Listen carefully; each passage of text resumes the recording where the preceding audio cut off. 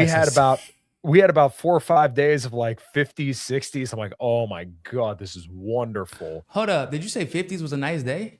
Yeah, when you're dealing with negatives, 50 is like summertime. Like you're in shorts. Like my wife and I were like, we're gonna go for a walk in the park. This is Oh beautiful. my God, man! I don't want to tell you how hot it was today. Before Oh, we had some rain, so we were actually a little bit happy because it was like mm, what 31, 30 Celsius, which was mm. close to about 88, 89, something like that. Yeah, Yeah, man, it's that's nice. It's beautiful. nice to read. I ain't gonna lie to you. Every time I open Instagram and look at my family, or open Facebook and look at everybody shoveling snow, I'm like, oh, I made the right decision.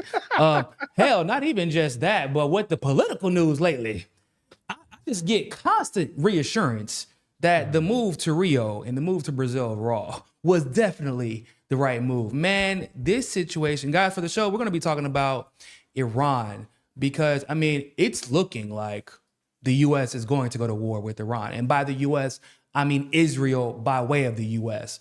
And then we're also, I guess, on the subject of Israel, we're going to talk a little bit about how Candace finally decided to take the gloves off and go after Erika. She did some legitimate investigative work, which I commend her for. You know, my only thing is I would just say, you know, Candace, where you been at? You know what I'm saying? Like, Mhm. I was trying to tell you what time it was, what, in September or October, whenever it was. And, you know, Yeah. nobody willing to touch the subject. But, you know, I'm glad y'all finally showed up. Yeah, Welcome to the party. I think you and me were probably early on this because I want to say it was probably a couple days after he was killed. I was like, I'll be the bad guy here. There could be something fishy here. If there was motive, Yeah. Yeah, for there sure. is something very fishy going on You, here. you But know why, Kyle? yeah, You know why we were so hot on this? Because our wives love us. That's yes. why. Because I know if I was killed Yeah. in such a fashion, that is not how my wife would react. There would be no sparklers. There would be no sparkle, would be no shiny sewage. She wouldn't be coming out there like a WWE manager talking about how much money, Yeah. or WWE wrestler talking about how much money she made, how much has they sold, how much merchandise they moved. Like, Yeah. what? She damn sure wouldn't be like, my wife would not be jumping. Hey man, so welcome to 40 People Podcast. I'm Lenny. Like, nah, bro, she not taking over my shit. Yeah, you would not That's see why. these red lights on behind me with the guitars and everything, and my wife up here. Hold on, let me set Riley down real quick. This is the In Liberty and Health podcast. It's 5 till midnight. I'm going to start writing about heavy metal on Substack. You wouldn't see her playing on stage with a common crown. There would be, Bro. yes, there would be a process. Bro, yeah. In the process, I'm almost 100% certain the process would involve my wife taking over my career, considering my wife had the same qualifications to take over my career that Erika Kirk had to take over Charlie's. Just saying. So, with that being said, man, we're gonna talk about Iran because this is getting serious, guys. So there was a recent update. The most recent update is kind of unfortunate news for the rest of the world because basically it looks like they're at an impasse, which I feel like both of us agree was always going to be the case because only one side is actually doing some serious negotiations. So let's check out this recent update really quick. So this is from the Spectre Index. Breaking: the U.S. and Iran are far apart on key issues as Tehran has refused to end enrichment, dismantle its nuclear facilities, and any permanent restrictions on its nuclear program, according to the Wall Street Journal report. With that, I do really quick want to show what some of the demands from the U.S. have been to give y'all some context as to why Iran probably don't want to hear a damn thing about what the U.S. is suggesting. So if this is, and this is also from the Wall Street Journal, so my assumption would be that this is true and nobody from the U.S. government has actually come out and challenged this to my knowledge. The U.S. demands from Iran in Geneva, according to the Wall Street Journal, they must dismantle the 3 main nuclear sites, Fordo, Natanz, and Isfahan. Hold on. Deliver all. Go ahead. I thought we obliterated those back in the 12-day war. That's what everyone told me, is that Bordeaux, Natanz, and Isfahan were all obliterated, and it was like nothing we've ever seen. And that Nothing we've ever eliminated, seen. yeah, it was we eliminated Israel's casus belli and we brought peace to the Middle East. That's what all the plan trusters and all the people who are riding Trump's dick all told me, is that this is Yeah. all done. And they then, said it would be years before they can even think about reconstructing. Now, Niko, weren't you and I both probably saying at that point, "Yeah, you just kick the can down the road. Like, you're going to have to go back to this because this didn't fundamentally settle this." Yes, actually, it is very important that that gets brought up because Mhm. whenever they were like, "Oh man, it's the end of the 12-day war," I said, "Nah, bro, it's just that's a pause. It's Right. really a pause because when is what? Okay, so for first, let me just finish reading these three demands, and then Yeah. I'm explain why I'm calling it a pause when I said it was a pause back then. Yeah. So they want to also deliver to the U.S. Mhm. The fuck? Like, I don't know how to respond to that. Like, huh?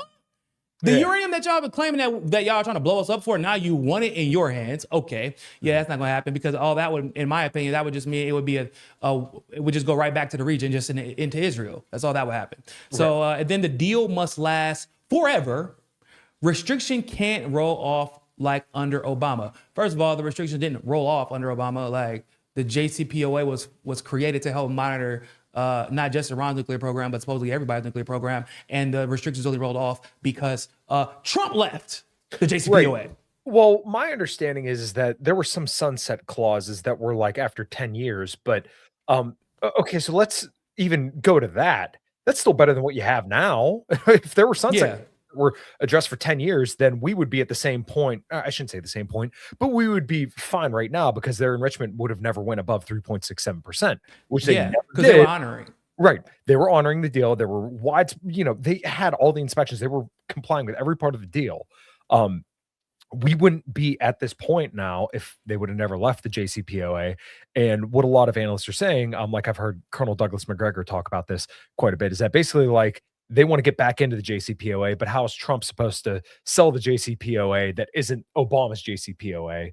Which, for those who don't know, is the Joint Comprehensive Plan of Action, which basically allowed inspectors to go in there, the IAEA, to verify that they were only enriching to 3.67%, and it gave Iran some sanctions relief. So people can say it was flawed, there's issues with it, whatever. It's still better than no deal at all.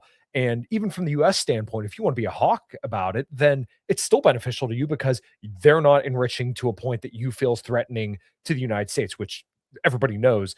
It's funny people always bring up Iran as this, Islamic dictatorship where they throw gay people off roofs and all the women have to wear burqas and everything. Well, yeah, But for that's what some they say, reason, but yeah. yeah, right. It's totally BS. But Yeah. for some reason, that religious decree, a fatwa against nuclear weapons, they don't take that part seriously. Like, Yeah, isn't that weird? why does it never come up? Yeah, because like people forget that they're very explicit about that. They're like, yeah, we won't build nuclear weapons. And I know it comes up often, at least whenever they're discussing part of the reason why they won't make nuclear weapons.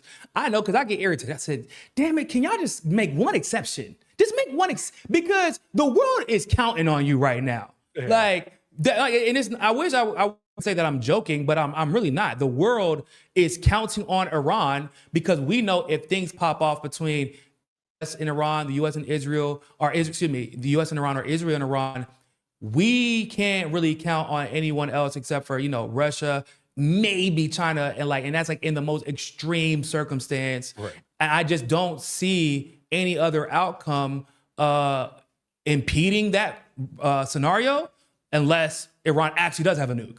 The reason that that's what everybody's been saying. The reason that Iran's going through the path that they're going through right now with the US and Israel is because they don't have a nuke.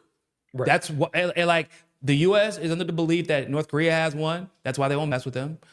We know that Libya was only invaded after they got rid of theirs, right? Yep. Like we this is a pattern. So we know they're only getting messed with because of that. And I do want to mention really quick why I say it was a pause and how I knew it would continue after, but only after what I call the re-up. So that plastic dome crumbled. Like Yes. before. So that was.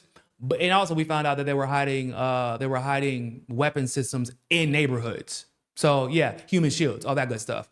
But not only did it crumble, Every right? accusation is a confession. Every accusation, and literally every single one of them. It's kind of ridiculous at this point. But so now the Iron Dome isn't really a dome; it is a missile system that actually can only be replenished by my estimation through funding from the U.S. But those missiles then also have to be remade. But on top of all of that, after you get your ass handed to you, they keep trying to put this exclamation point at the end saying, we ended the 12-day war, the United States and Trump saying this, by destroying those facilities. But what really happened is you had to put on that grand show because when that hypersonic missile hit Israel, they got punched in the fucking mouth and they had no idea where it came from. And so it was like, hold up, this is not what we planned for. We had no idea they had this. And the reason why is because China has been shipping these parts to Iran to test the hypersonic technology. So what's even crazier about all of this is that that is just a piece of China's full capability. Yep. On top of everything. Yeah. So a lot of people have made a lot of hay about the response from China and Russia. Niko froze for a minute. Give me a second.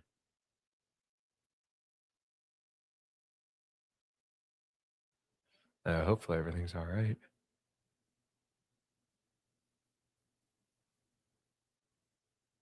Basically the same thing Iran has been saying. They have a right to their nuclear program and will not completely end enrichment. Yeah, they won't.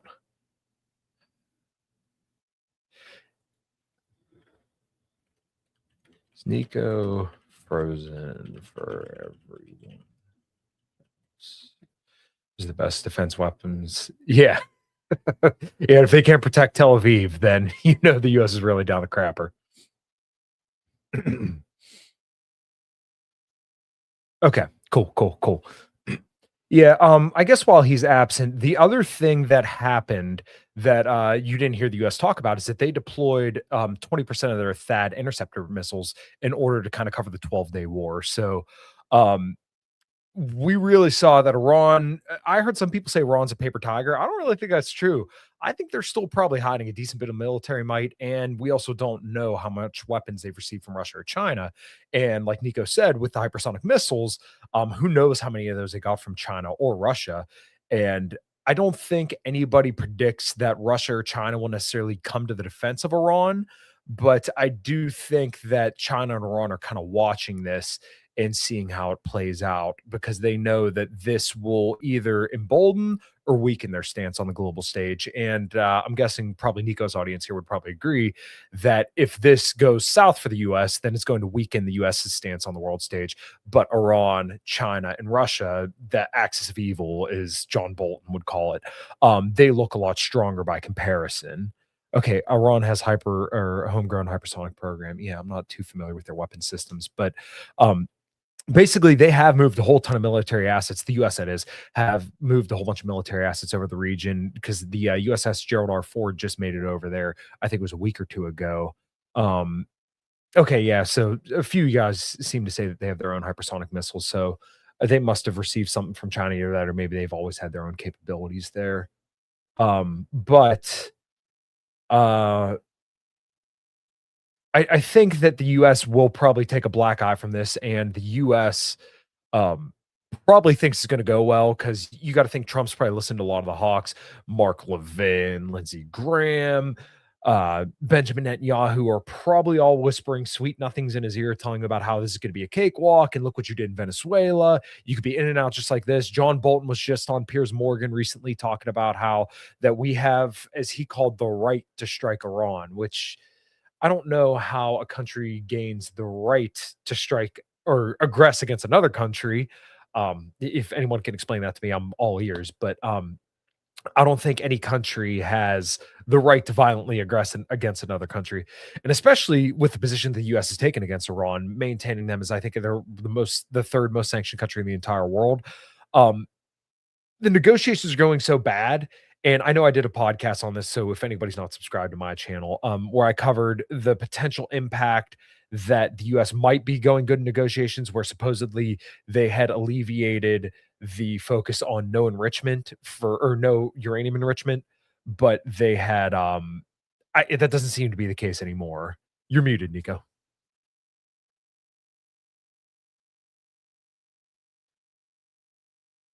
Still muted. Man, I thought I was always the one that was bad with technology. That's all right. Um, keep talking. Okay, yeah, no problem. Um, Originally, there was a report a few days ago, and I think the Trump administration kind of likes to do this, where they like to have they like to flood the zone essentially, where you have all these news stories going out, so people really don't know what to grab onto. And one of the stories was that they were willing to let Iran have some enrichment, but then at the State of the Union, Trump says that they're not willing to say the magic words. They won't obtain a nuclear. I know it's something to the degree of not obtain a nuclear weapon. In once again, as we covered earlier, they have a fatwa against obtaining nuclear weapons. Iran has always been very restrained in every single response. This time, it could go differently. And this is what I think Niko and I and people like us have kind of been warning against, is that how many times can you give Iran a black eye without, them doing some large response? Well, it seems like this time Yep. there you go. You're good. It seems like this time Uh, they may be serious about a response. oh yeah, no, I was actually saying on my show the other day. By the way, this time it wasn't me. It actually, as I was talking shit about your weather, is a huge thunderstorm outside Oh. and my power flick. I guess that's what you karma get. for your ass. Yeah, right. Yeah, that's karma for your ass. But in all seriousness, Dr. Morandi actually.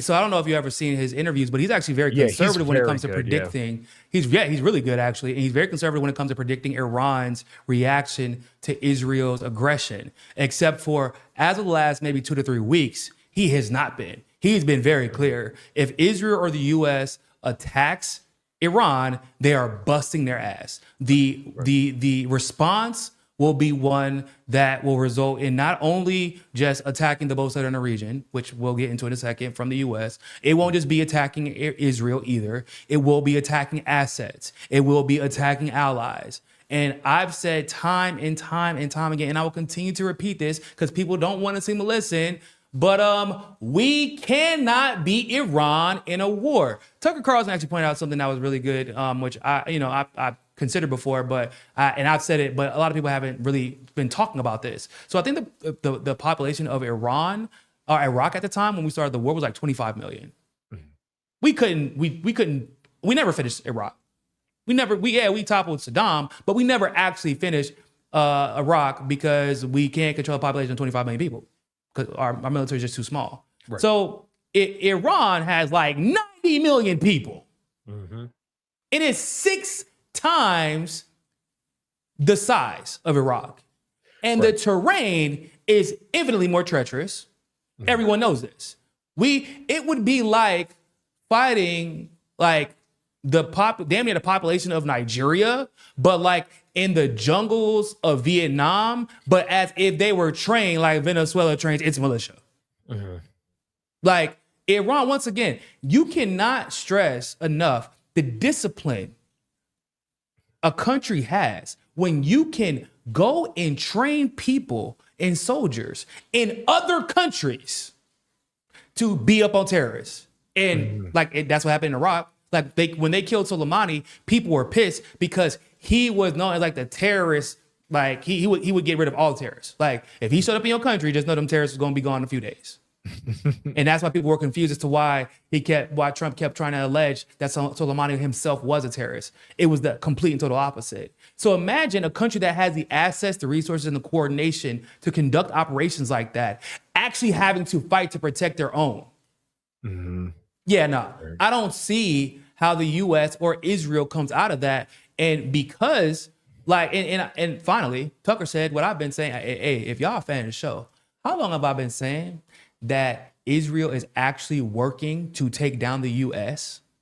And people looked at me like, what? No, they're out. Like, no, we do whatever they want and they do whatever we want. No, they don't do whatever we want. We just do whatever they want. And y'all had this assumption in your mind that they do whatever we want because they like to pretend. They're like the stripper when you give them a few dollars. Yeah, you handsome. Give me $50 more, I'll say you're sexy. You know what I'm saying? Like, you feel me? Like, it's like that. Yeah. And Tucker Carlson finally is like the only other big name that I've seen mention like, hey, have y'all considered that maybe Israel actually wants to see the U.S. be the source of its own demise? I think it's time to start saying it. Mm-hmm. And I'm like, finally, because that's exactly what it is. Yeah. We are competition. Right. And they're perfectly okay with ruling over the ashes or profiting from it whatever way they can. Exactly. And go ahead. The one thing that I think Trump wants out of this, and a lot of people have pointed this out, I'm far from the first person to make this observation, but I think Trump wants a quick victory, kind of like Venezuela was, quote unquote. So we'll just kind of put the caveat there because, Allegedly, right? yeah, right. Venezuela looks all right now, but we still don't know how that's going to go down. There's no reason to think that you're going to be able to just airstrike Ayatollah Khamenei and then prosperity will reign and assume that you'll get exactly what you want out of them. There's zero For the U.S. to believe that. Yeah. Exactly. There's There's no nothing. reason to believe that. And like I was saying while you're rebooting everything, Trump has Mark Levin, Lindsey Graham, Benjamin Netanyahu, all whispering sweet nothings in his ear. And I'm going to go out on record and say probably JD Vance too. JD Vance, I keep hearing he's a restrainer. He's the one calling for no war with Iran. Who keeps believing that? One of the first things that he said when they got elected was you have to hit the Iranians hard. So where is this, like, where are these reports coming from that he's the restrainer? I see no evidence of it. Yeah. So I think he's getting told these kind of things, and I think Trump believes it. And if he goes for it, I think the U.S. is going to get punched in the mouth. I don't think there's going to be televised strikes like there were before. I actually don't believe Trump believes it. I don't believe Trump has a choice. So I don't think that these Epstein files getting released when they did was a coincidence. I think it was and Trump is also like, it's a family man, right? So he's not just concerned with what this could mean for his personal legacy because he's almost out of there. He knows that, but he knows his brand is his name. Right? That's a big deal for him, and what he leaves behind could be erased by the Israelis.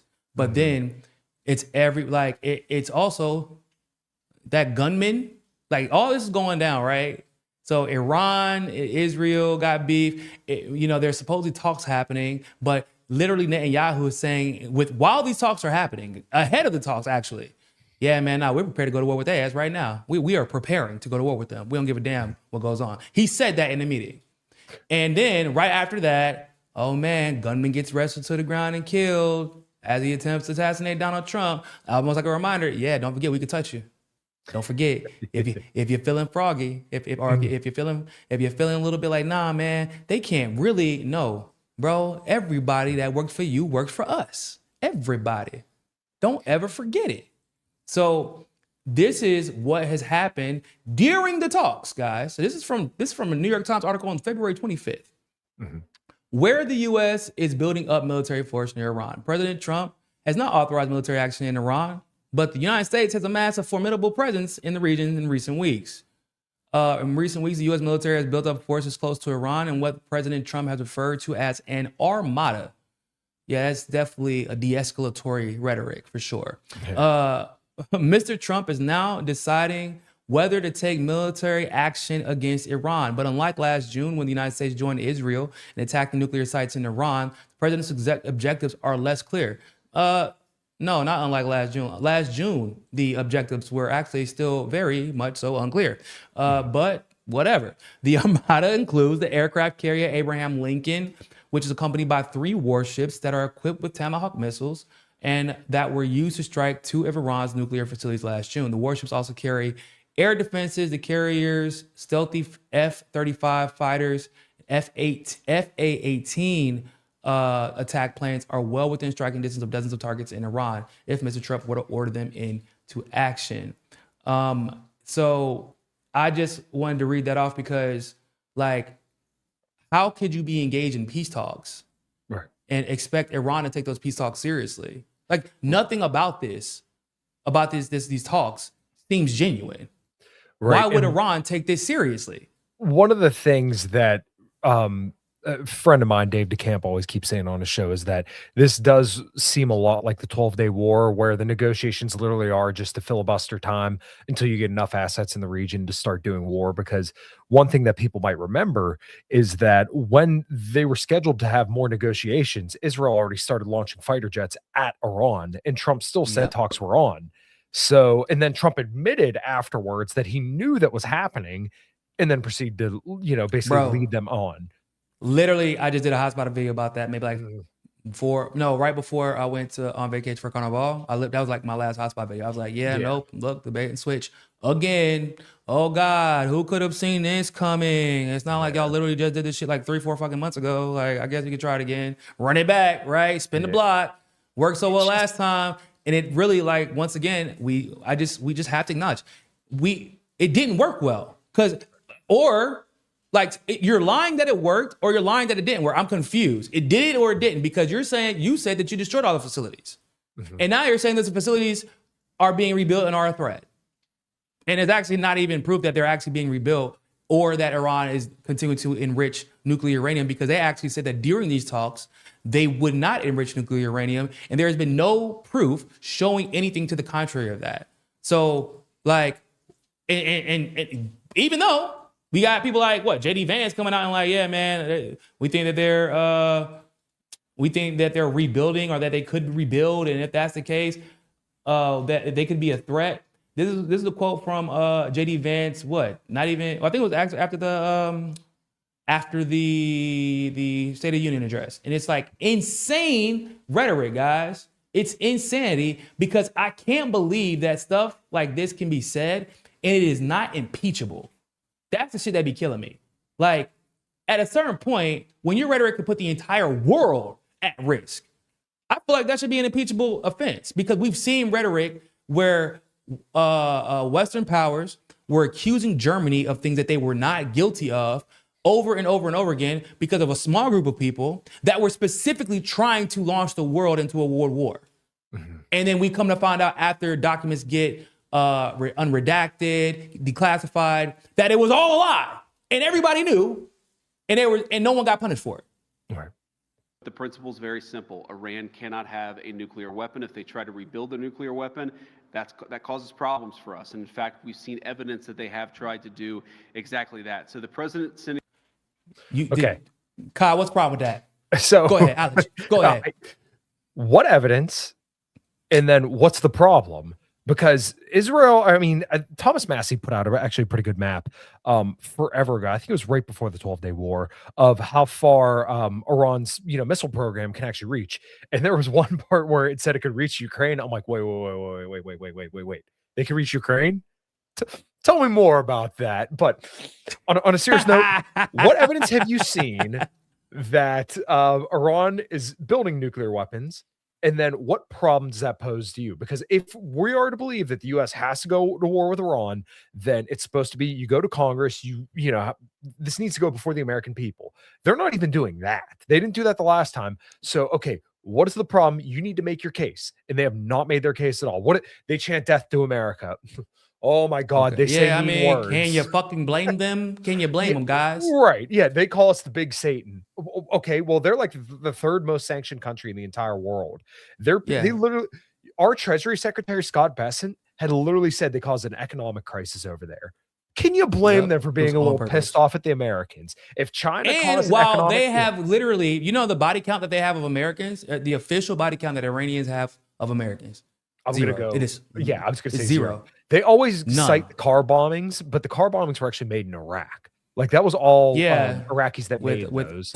With IEDs that we taught them how to make, which is crazy. Yeah, of course. The other problem with what JD said, Kyle, is he said that we can't have Iran rebuilding nuclear weapons. So anybody want to give me the example of when they built the first one? Right. How are they rebuilding? And he said that there is proof, Kyle, that they are rebuilding them. That is an abject lie. Yeah. It is a lie. It is bro.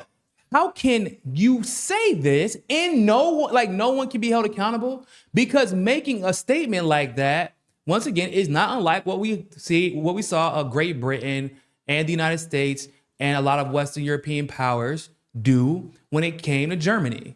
Mm-hmm. And it was all what we learned that the goal was to what? It was one, to break up the relation between Germany and Russia because their economies alone were more dominant than the rest of the world. Mm-hmm. They were getting to that point during the Industrial Revolution that was happening at the same time.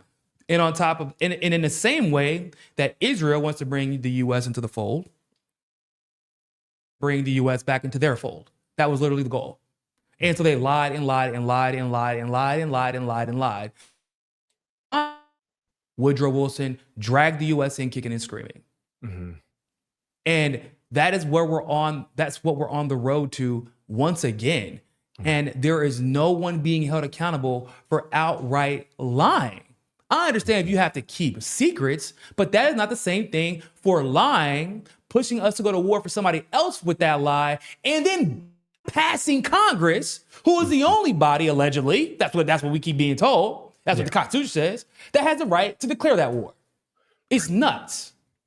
Yeah, one of your the people commented evidence equals Netanyahu said so. I'm sure a lot of people probably sees like all these reports that say source close to the White House, Barack Ravid, who leaks all these stories out. It's like, oh yeah, well, who showed JD Vance the proof that Iran is building nuclear weapons? Probably Barack Ravid, probably some fucking Israeli that's telling him, hey, you know, they're definitely going. There's also that other guy, Jafarsavi or something like that. Jafarsavi. That he's like this guy who's in charge of a non-profit organization that's basically just counter anything anti-Iran because he's Iranian. So he's the other guy who like showed some pictures and was like, we know they're building nuclear weapons. I'm like, hold on, this is a picture of fucking dirt. This is just dirt, guys. Like, wow. He probably went out and had a few drinks with Reza Pahlavi afterwards. Right, exactly. Hey guys, so like the secret source, you know, the secret source that everybody are sources close to the White House, okay, is actually been the same source since roughly 1995. I don't know if y'all know. If not stopped, Iran could produce a nuclear weapon in a very short time. It could be a year. They have the wherewithal, the stored up, preserved knowledge to make a bomb very quickly if they wanted to. Iran is so dangerous. Weeks away from having the fissile material for an entire arsenal. We're already at 10 years. They're very close. They're 6 months away from being about 90% of having the enriched uranium for an atom bomb. Iran is gearing up to produce 25 bombs, atomic bombs a year, 250 bombs. 25 atomic bombs a year. Bro. Bombs in a decade. Iran will producing alone, without importing anything, nuclear bombs within 3 to 5 years. Once Saddam has nuclear weapons, the terror network will have nuclear weapons. Next thing you'll see is a nuclear bomb in the World Trade Center. If you take out Saddam's regime, I guarantee you that it will have enormous positive reverberations on the region. Hey man, so how'd that work out for the region, everybody? How is that working out currently? Yeah. And why is it that, and I feel like we can't trust this enough, why is it that Netanyahu is always talking about the consequences of a country that he has some beef with in the Middle East and its effect on the United States? It's always because what's wild is we know that he has Europe in his pockets too, right? Like we're not naive. AIPAC pays him off as well, or rather the Israeli lobbies do. Yeah. And so it's strange. Like, nobody ever gets like creeped out by that. Like he goes, yeah, man, it could be a nuclear weapon in the World Trade Center. Us? Well, us specifically. What do we do? They got Christian countries over there they can beef with if that is the sole reason why, because that's what they claim, right? It's a religious war. Even has nothing to do with anything. He always says they don't just hate Israel, they hate America too. Yeah. It's always us. It's like, well, why don't you call one of your other brothers, man? Shit, like, why gotta be us all the time? But it's, once again, like I said, he doesn't just drag us into wars to help Israel win wars that they would otherwise get obliterated in if they tried to fight by themselves. Right. But it is, in my opinion, it has always been to weakest the biggest roadblock, the largest roadblock to an Israeli empire. At the end of the day, the greater Israel project is real. It is not some fairy tale. Netanyahu has talked about it openly in interviews what his intentions are. In fact, recently, the Gulf states had to come out and be like, yeah, we was kind of rocking with you in the Abraham Accords, but all that shit that you're talking about with taking all this land and whatnot. Because remember with that interview with Tucker Carlson and Mike Huckabee said they have a right to take that land, that Israel has a right to take it. Yeah, and it caused a diplomatic incident. It caused a diplomatic incident. Oh, it was a problem. They were like, hold up. Oh, that shit was just a joke, man. Y'all being serious? Yeah, yes, they're being serious. Because Trump always brags about peace in the Middle East, right? And oh, look, the Abraham's Accords, which are basically just, hey, we're going to pay you off. And like, if we fuck around in your neighborhood, we're going to give you enough money that you're going to turn your head the other way. Basically, but that's kind of what the Abraham. That's basically all the Abraham's Accords are. Yeah. But when you start saying we're going to start taking your cousins, your brothers, your friends, your family's land away from them and give it to Israel, that's when they're like, all right, no, sorry, you guys need Yeah. to no. It's like y'all keep forgetting we actually, like, I know Israel always claims like, oh man, they could gang up on us whenever we want, and everybody knows that we actually have no intention of doing so, but y'all forget, like, we actually could though. Right? Like, like we could do it. Like we don't do it but we could still. And I think that y'all got the game fucked up. But I don't find it coincidental that Netanyahu met with India with with Modi, who is in charge of India. You know, India unfortunately had this a lot of Indians, the Hindus, have a rabid hatred for Muslims. It has been a thing since, I mean, God knows how long. Like the reason that, so for example, I'm Bayesian. So the Bajans in the West Indies, they're from Barbados. They are the farthest west of the West Indies, and they are actually isolated, and is actually done on purpose because the majority of them came from what would be considered today as Bangladesh, which is majority Muslim. And they couldn't interact with the Hindus on the other West Indies because, a lot of Dead Sea Indians settled there. It would have been a problem. Like, that's why they didn't go to Trinidad. They're like, nah, bro, we can't. Like, that is how far back all this beef between the Hindus and the Muslims go. So, like, of course, India, especially Modi, a lot of times are kissing Zionist ass. So you go to the one place in that region where, like, the Greater Israel Project won't affect y'all, and y'all got a lot of land, and y'all hate Muslims too. Yeah. We could pin everybody in together. Well, India always tries to do this weird thing where they want to play all sides of every issue because you see they have border disputes with China, but like, we don't want to like have beef with China and like, hey, the U.S., we want to be cool with you too. Israel, we love. There's this huge Zionist streak amongst Indians, like you said. So we're all going to just. They try to do every side of every issue. It seems like BRICS, and like China is kind of like, no, man, like they're finally starting to speak out against Israel because, China doesn't like to take stances on a lot of stuff, but it seems like they're finally like, no, we can't put up with Israel anymore. So, well, you have to remember, part of China's success economically comes from the amount of debt the rest of the Western world has, right? And so if they can't pay back that debt, China has a problem. Right. Like that, like they don't do this whole modern monetary theory where we just invent money out of nowhere type shit. Nah, their money is real. And they know that if the rest of the world goes into a depression, so does China. They're probably a little bit more shielded from the consequences of that depression. But like it does impede a little bit that 200-year project that they have in place that I would make an argument they're probably ahead of schedule on at this point. Although they're always way ahead of schedule on their 5-year projections. So it's Israel, in my opinion, is looking for another potential superpower to create because I still don't really believe that post World War I-ish or really around that time, I don't believe that the U.S. was made the world's number one hegemon just by coincidence. We didn't join World War I until late. We didn't join World War II until late. Whose scientists did we take?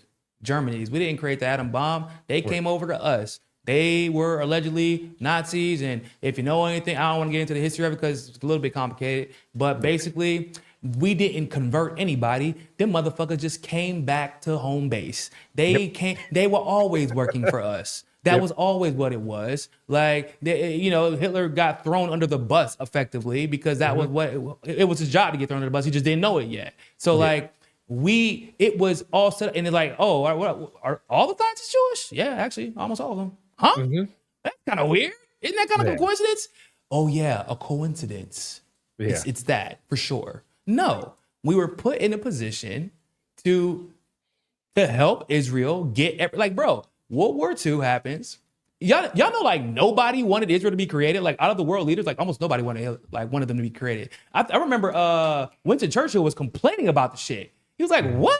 This don't make any sense. Yeah, but if you know Winston Churchill, he liked debt. He had a lot of debt to a lot of people. He did. Social and legitimate debt. So, and so, like, basically it was force fed on the world, despite the majority of the world not even wanting Israel to exist. How do you, so in other words, Israel can create another superpower whenever it damn well pleases in their mind. Yeah. So if and India is positioned correctly, like they're in the right position, right? They're in a position where they can corner Israel's adversaries. They have economic benefits. They have a population size, not unlike the U.S. They have I don't want to say a docile population, but they're not warmongers, right? They're not overly aggressive like the U.S. might be resistant to. Despite our differences, I think that we're all kind of showing right now. 90% of Americans, we don't fuck with the Zionists. Like, I don't care who you voted for last election. We both agree we don't like them. That's what they're figuring out. India is not an ethno state like China. They're not even mostly, they do have a majority religion, but it's very divided. And even their borders with countries like Bangladesh or Myanmar are constantly disputed because of this division between Hindus and Muslims. And Israel's perfectly positioned to take advantage of that. And why wouldn't they? So they could easily, if we let them drag us into this war with Iran, that will absolutely destroy us. And I'm not just talking about by the way, we don't even have an arsenal that we could fight them with right now if we wanted to. But I'm not even just talking about with arms. I'm talking about economically, guys. We would be, everybody would be obliterated. One thing I brought up when your computer was rebooting, that we used 20% of the THAAD interceptors in the 12-day war. Okay. What? Yeah, 20% of the THAAD interceptor missiles during the 12-day war. And that was a very, very short stint. Okay, so we're preparing a prolonged conflict by the looks of it. So supposedly, that's what. Yeah. Or I don't know if you could would you call it preparing for one? Because it doesn't look like we're preparing for shit. I'm gonna lie to you. It look like we starting to start something, but we don't really look prepared for it. Well, that's what it looks like. Because once again, we haven't had that many assets in the region since 2003. So, okay, if we use 20% in less than 2 weeks, what's going to happen if that goes beyond 2 weeks and they start hitting other targets in the region? Because they're starting to evacuate some parts of Syria. I know there were notices to the Al Udeid Air Base, which got hit last time. We don't have the military for it. We don't have the capabilities to fight them off. So what do they think is going to happen? Yeah, these people have been on the ships. You reposted my thing on Upscroll this morning. They're pulling high school pranks. They're flushing shirts down the fucking toilet to fucking stop going to war with Iran. These people have been on a boat for a fucking year. Kick me out. Yeah, they're like, bro, we're trying, we can't even take a shit in peace at this point. You really think we're squaring to go up to fight a war against fucking Iran? Bro. How do you think it's going to go? And then, okay, so for the air path for these planes to go, I was listening to Danny Davis talk about this. They would have to refuel in Iranian territory to make it to these sites. How do you think that's going to go? What are you guys doing? If you have to refuel in Iran, you're trying to fight a war with this country. You think they're just going to, hey guys, yeah, we know you're fueling up. Whenever you're done, let us know. They're taking our boats. This armada, right? He's using the term armada because armada creates this sense that there's like a bunch of boats and we're going there with our full fleet. Bro, you are trying to take on the largest country in the Middle East with some fucking boats. We couldn't win against some Iraq. boats, Kyle. I don't know I'm not even sure if we could beat Japan. And we just man, let's go boat for boat. I'm not even sure if we could legitimately beat Japan. Right. And you're trying to take on Iran, who doesn't even have to get up out their bed, just got to push a button. Yep. And you got to send fleet after fleet after fleet. And if they hit one of those boats one time, it don't take much. Yeah. You're going to take out the boat and the multiple assets that like these F-35s and bro, it doesn't make any strategic sense. And it's almost as if someone has engineered this plan to specifically not make sense, and they know that you can't say no. There is a chance that Israel can launch this war regardless. Because Netanyahu's kind of confirmed, if all but confirmed, that he plans on attacking Iran, right? And if that happens and Iran responds, and then Israel continues. But then Iran has to attack U.S. assets in the region because they use those assets to defend Israel, right? Now U.S. is drawn into this war. But what can the U.S. actually do but lose? If Israel loses, first of all, they have no problem sacrificing Israelis for their greater Israel project. They made that perfectly fucking clear. But if the U.S. loses, we don't bounce back as the number one superpower in the world. Nope. It don't happen. Maybe China does, and then in the meantime, Israel curates and conditions another superpower to take our place. But we do not bounce back. The USD, the US dollar does not bounce back the way it is. You create this opportunity for BRICS to take over. It would be chaos. And I don't even know. I don't know what the outcome would be, but I just don't see the U.S. bouncing back as the number one superpower in the world. The other thing is that the Israelis will go to Argentina at this point. I mean, I think that's a legitimate thing. If they seriously get effed up in this, they'll be like, all right, well, we got a homeland down there in Argentina. We already lit wildfires down there, and they don't care. Their president over there has a very strong relationship with Israel, so we'll just go over there if the Middle East gets too unstable. So, if the U.S. gets a black eye, well, we got our $350 billion from them throughout the last 80 years. Thank you guys, but you did your job. We're moving on. Yeah, hey, but I will say, don't bring your eyes over here to Brazil. I don't know if you saw the video where the Brazilians found out that these two dudes were Israeli. Bro, they snapped on them. I was like, my people, y'all, my people. I was so proud, dog. I was so proud. I was like, hell yeah. I love it. Bro, it was dope, man. I was like, thank God. Y'all had me worried a little bit. I told you I went to one event out here. I was at Copacabana, rather, and saw this event. And it was like a pro-Israel, bring the hostages home type event. And I'm like, what the hell are these Brazilians? And I asked them, like, do y'all actually know what y'all here for? They're like, nah, man. They paid us 200 reais. So now we're here. I'm like, oh, okay. The $7,000 club. Yeah, exactly. They're like, I have no idea what I'm doing here. I got a message through WhatsApp to meet me here with this shirt on, and and so I'm here now. I have no idea what's going on. I didn't even know this was happening. But I got to feed my family. So I was like, okay, well, I just wanted to make sure. Cool. But so one thing that we've heard from Democrats recently is like this idea that they're somehow trying to impede Trump from going to war with Iran without congressional authority. And like they always play this game where they're like, oh man, yeah, no war with Iran. Without our approval. No war with Iran. Without our approval. Like they literally did this last time. Trump does not have the authority. Is that your biggest issue? Isn't like plunging the world into world war? Would you prefer that he had your approval to get this done? So right now, if I'm not mistaken, the Republicans have the House. The Democrats have the Senate.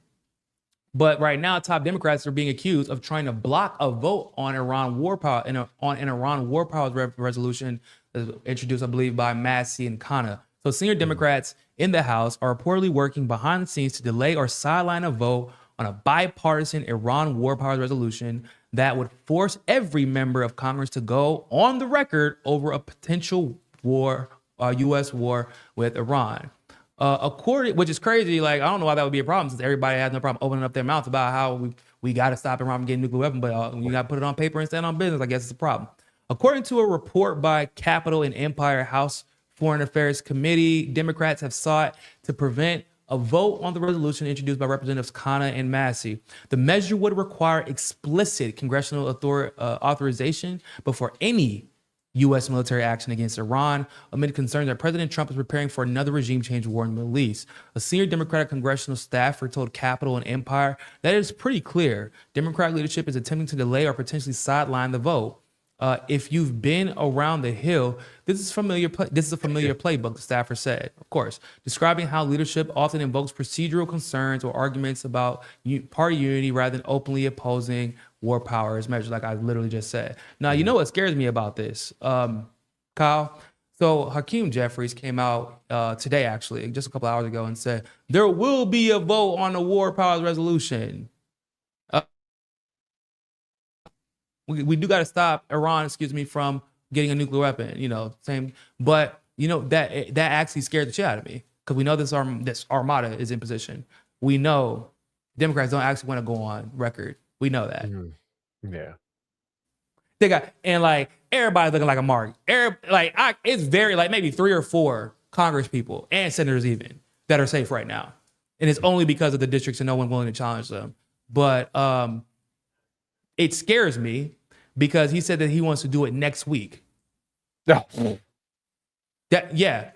Trump said about a week ago that they have 10 to 15 days to come to a deal. And really, the deal that he keeps proposing is that basically, you guys got to give up your ballistic missiles and your enrichment program, and we won't bomb you. Like, how is that negotiating? Negotiation would be, hey, we'll release some sanctions, and you guys lower your enrichment. Like, you both have to give something What up. Iran receiving other than we want to attack you, by the way, in these negotiations? Have you actually seen anything about that? I meant to ask you. That's literally pretty much the only thing that they've said is we won't bomb you if you don't continue to enrich. It's like, well, why would they listen to you? Last time you bombed them in the middle of negotiations, like Obama took a long time to get the JCPOA situated. And once again, as imperfect as you could say it is, he still worked it out. Trump, and it wasn't that imperfect. Yeah, because they didn't get nuclear weapons, and you had inspectors. And they were inspected more than anybody else by far. So like it worked, but not by my standards. My standards of it working would be it failing, and they actually did build a nuclear weapon, and we wouldn't have to deal with Israel's bullshit. But by their standards, right? You know what I'm saying? By their standards, that was actually exactly what Trump claims he wanted. But Trump's actions directly contradicts what he claims he wants from Iran. But at the end of the day, you're not even offering Iran anything, because if your only offer, we aren't going to bomb you, well, I would tell you to fuck yourself, because we can beat y'all ass. Like, imagine somebody pull up to your Kyle. Hey man, so you gonna give me your car keys, you gonna give me your TV, and you gonna give me everything in your garage, your guitars and everything, and and your guns, and I'm just gonna not fight you. Like that's your only reward, giving me everything. Or I could just shoot you, motherfucker. I got more guns than you got. You here by yourself. Yeah, but so like that. But that's the level of delusion that we're seeing right now. Yeah. And these Democrats. So like you just said. These negotiations, Trump said, 10, 15 days. These negotiations, this is breaking news. They're not going anywhere. Why? Because they're farcical. They're not real. Don't give up our missiles. Give us your uranium. Fucking go eat bacon. Eat a double bacon cheeseburger. What? Come on. Yeah. These aren't real negotiations. We keep hearing Steve Witkoff is like this angel or something like that. But though he keeps saying like, oh yeah, they're weeks away from building a bomb, and they just won't capitulate.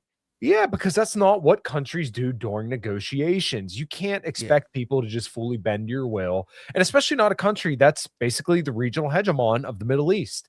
How do you seriously expect them to just do everything that you want? Once again, negotiations are you have to give a little bit, they give a little bit. And really, I'm are we both unhappy? Yes. Yeah. And that's negotiation.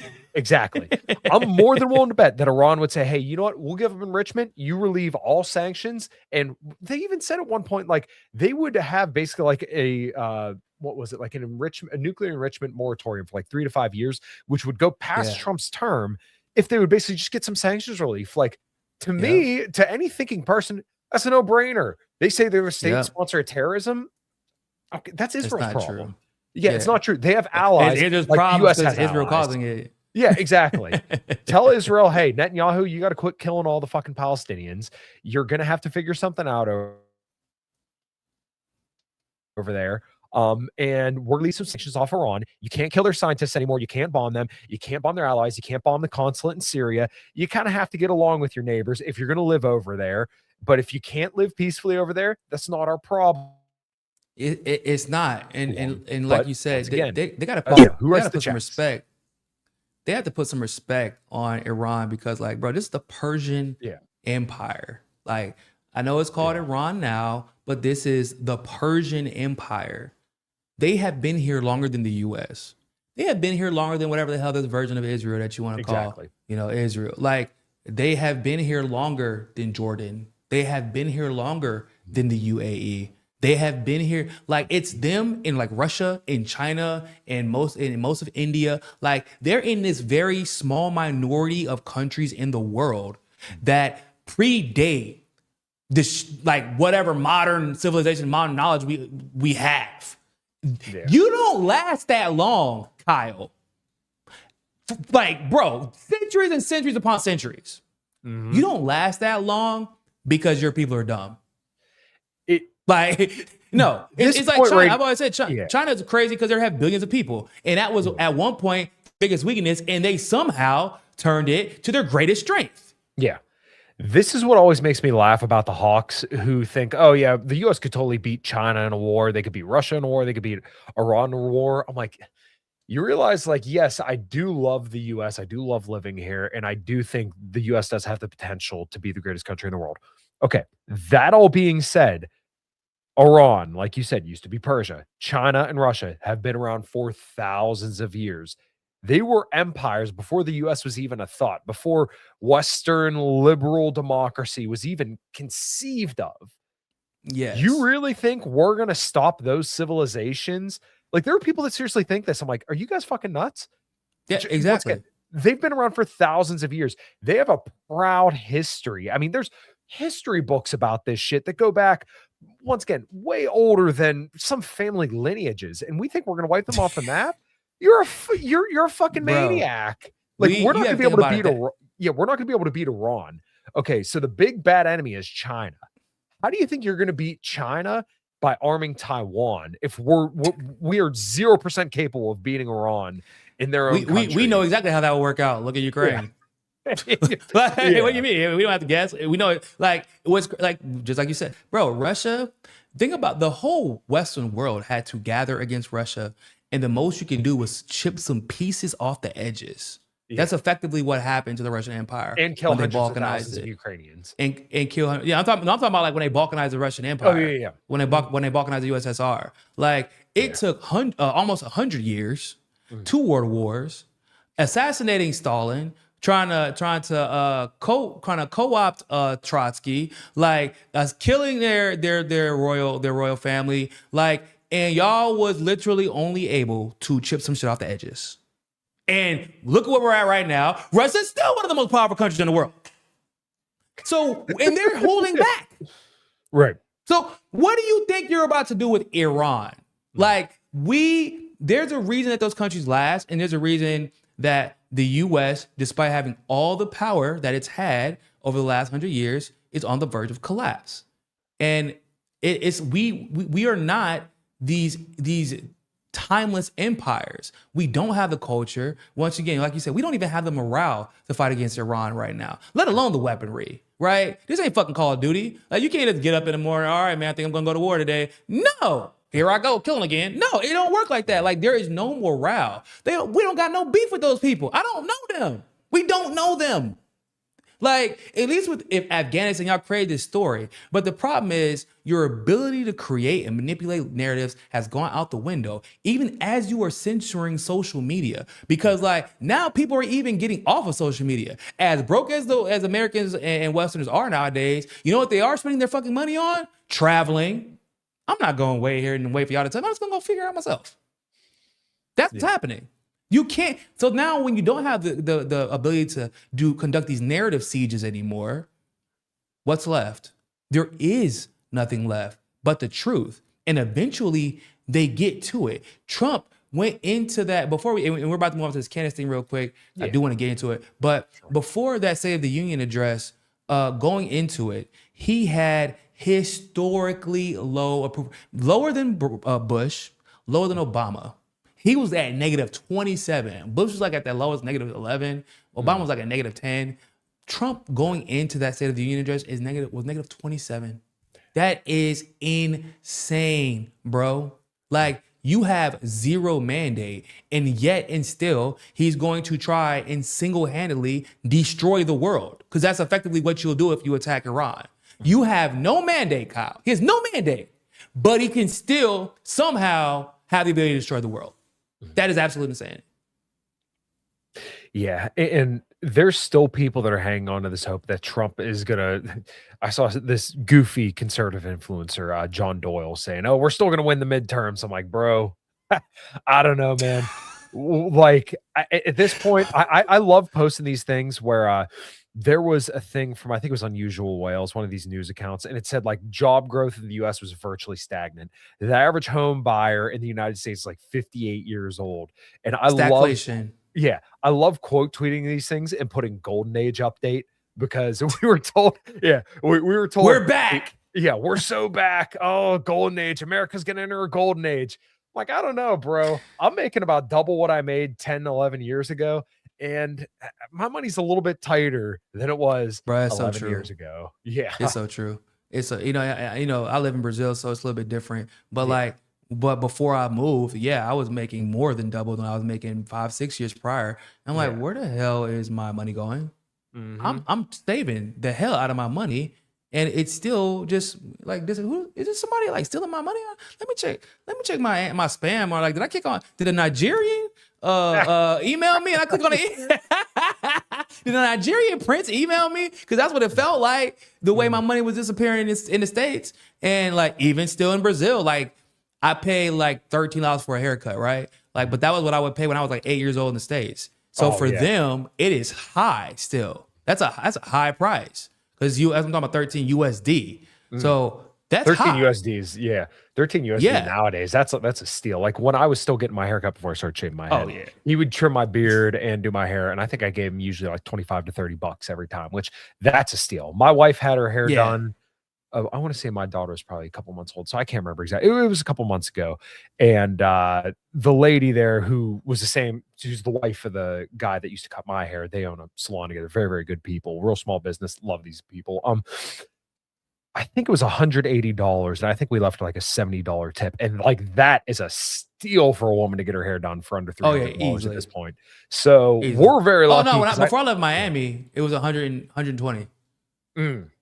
Yeah, like, and it was like, and I didn't even think anything of it, which is crazy to think about. Like, I mean, I thought about it, but like, it was like, oh, you gotta get it done. But whenever I left, I was like, hold the fuck up. What did I pay? When I was a kid? When the hell did it become $120 to get a haircut? You know, I'm asking around, like, and mind you, I'm actually paying less because I'm friends with my barber. Like, I've been friends with my barber for like more than a decade and some change. Like, he don't charge what he charged everybody else, and it was still expensive. So I'm like, hold on. When we start paying like $100 for a haircut in the US, nobody's taking a step back and being like, yo, man, this is kind of a problem, right? This is fucking hair. Yeah. This is hair. This isn't even my gas. This isn't my electricity. This isn't water bill. This is my hair. And then you have to get it cut. Like, it ain't like, you know what I'm saying? Like, because it affects everything about your life. It does, unfortunately. So, like, that is where we're at in the world. $100 haircuts for men. Yeah, it's usually... Like, groceries for me now, I want to say is anywhere from this is going to sound fucking crazy, from about $500 to $800 a month. And once again, I do eat better than most people, as in like I try to pick healthier foods, leaner meats, lots of fruits and vegetables and stuff like that, whole foods, some protein bars and stuff like that. So I do eat better than most people, but still, like, it wasn't always $500 to $800. Hey, let me just say, Kyle, you know how weird it sounds? Like, I try to eat healthy, so that explains why my food is so expensive. You know how fucking weird that sounds, bro? That sounds crazy. Yeah. Like, for a only man in the to US can you say that. Oh yeah, and then my health care is also, $650 a month for my whole family. Oh, so Jesus, that is crazy. That we don't use. my health care. So we actually have free, but like our health insurance for the whole family, which is 5. Good God, boy, I don't know when the hell I got 5 people in my family, but for 5 people, it's about 250-ish. Yeah, that's even cheap. But it's actually covered. Like, no, like we go into the, if we win, we don't pay at all. Yeah, that's just ever so slightly more than I paid when I was single, paying for myself. So, but it's nuts, man. Yeah. So we're gonna, speaking of Israel, Candace Owens decided to broach the subject of Erika Kirk, and so really quick, we're going to talk about some of the documentary, the first episode that she just released, and we're also going to break down the reaction to her just really just acknowledging stuff that, like you said, some of us have been acknowledging since September. Yeah, Like, just asked, and she just asked.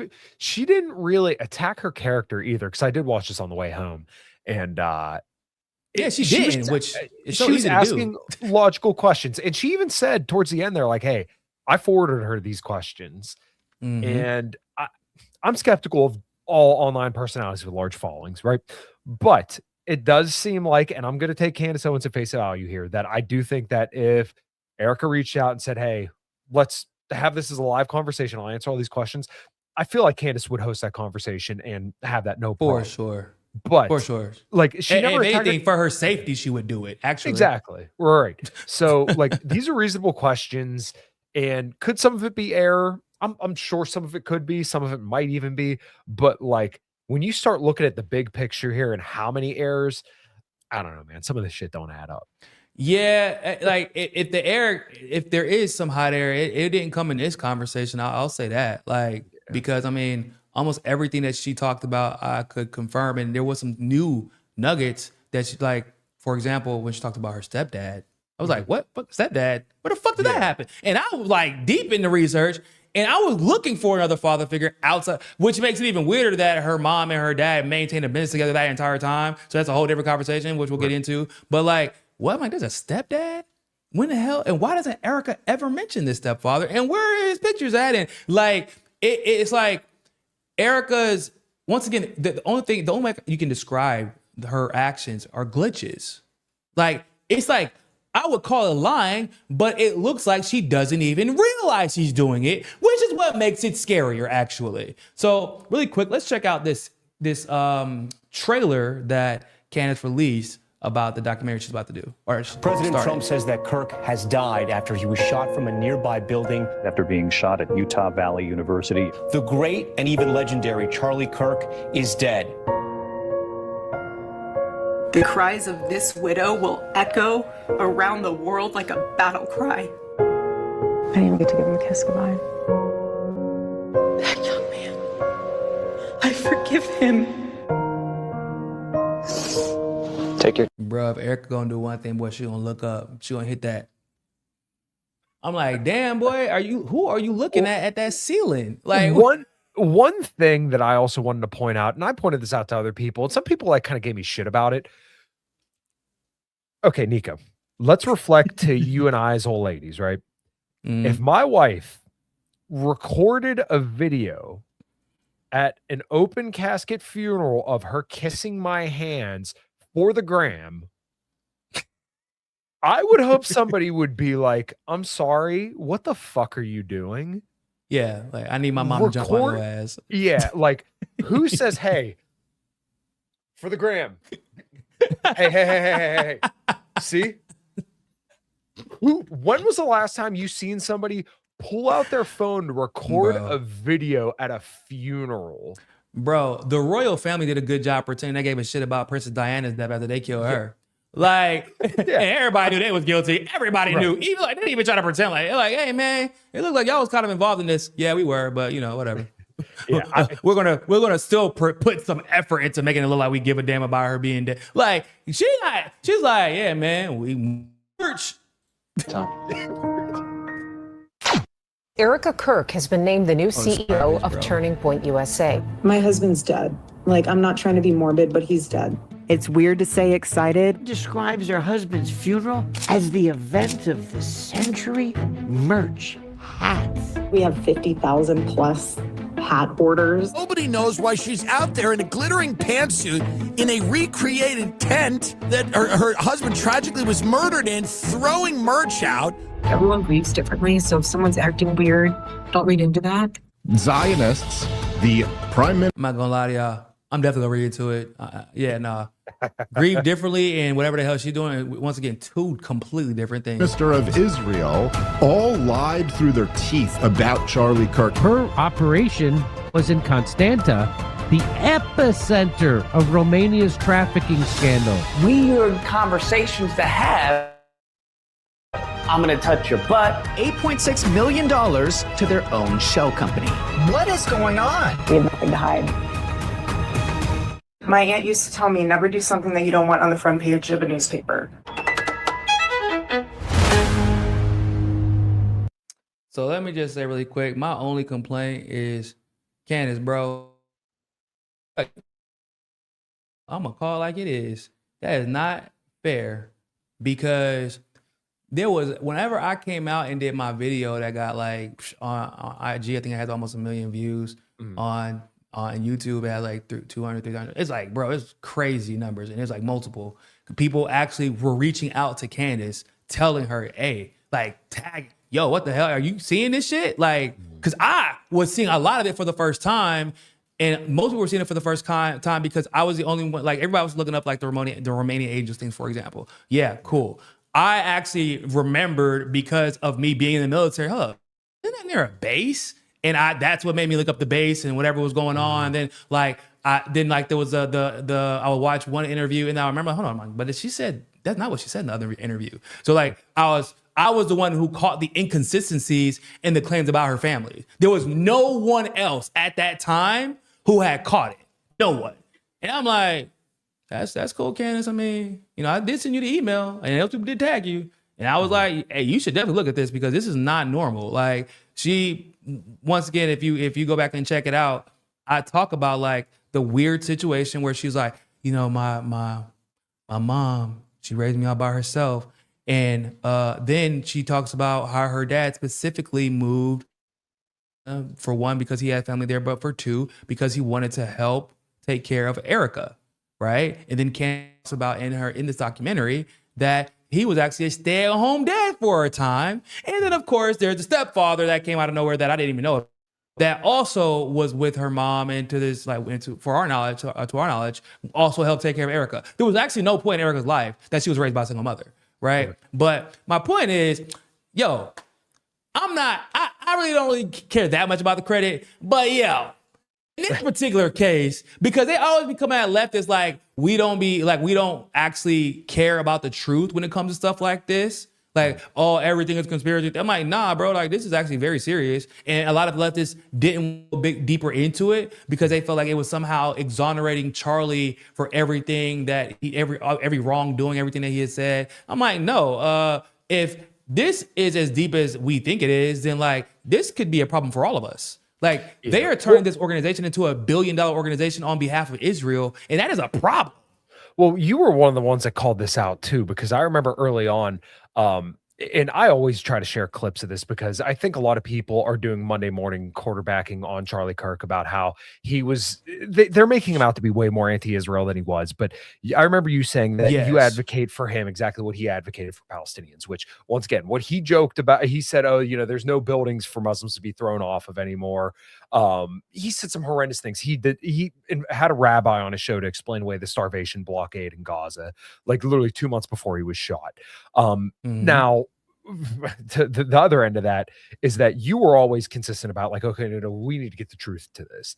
You were probably one of the only people I saw that was just 100% on both sides. As in like, no, like Kirk said some awful things about Palestinians, but also we're going to find out the truth of what's going on here.